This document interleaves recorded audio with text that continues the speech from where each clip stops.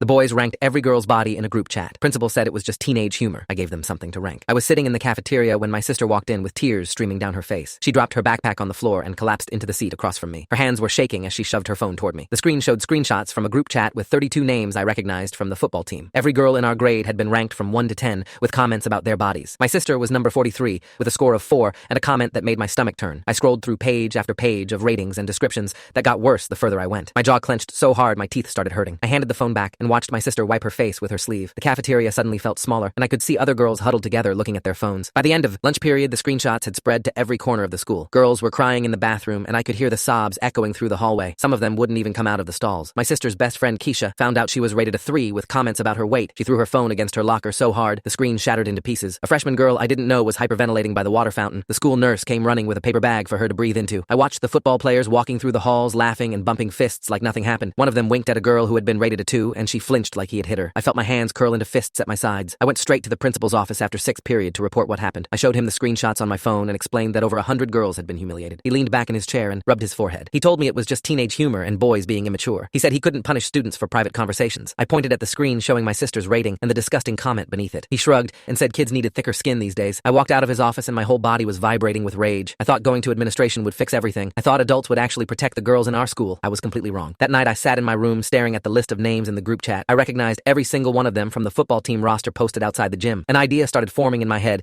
that made my heart pound faster. I opened my laptop and started a new spreadsheet. I spent 3 hours researching every guy on that list using their public social media profiles. I found embarrassing photos and screenshots of stupid things they had posted over the years. My sister walked into my room and asked what I was doing. I told her I was making a list. She looked at my screen and her eyes went wide. She sat down next to me and started helping me search. By morning, we had compiled a document ranking every football player on the same scale they used. We included screenshots of their worst moments and most embarrassing posts. I printed 50 copies and stuffed them into my backpack before leaving for school. My hands were sweating as I walked through the front doors. I handed the first copy to a girl who had been rated a 2. She read it, and her face transformed from confusion to satisfaction. Within an hour, the lists were everywhere. Someone had photographed it and posted it online. The football players were scrambling through the hallways trying to collect every copy. Their faces were red, and some of them looked like they might cry. One of them cornered me by my locker and shoved me against the metal. He demanded to know if I made the list. I told him. It felt different when the shoe was on the other foot. He swung at me and missed as a teacher rounded the corner. The principal called an emergency assembly that afternoon. He stood at the podium talking about respect and digital citizenship while the football team sat in the front row looking sick. 3 players had already lost college scholarship offers because coaches saw the original screenshots online. The school board announced a new policy with automatic suspension for rating or ranking students. My sister grabbed my hand during the announcement and squeezed it tight. The football captain was crying in the hallway after the assembly ended. I walked past him without stopping and pushed through the front doors into the sunlight.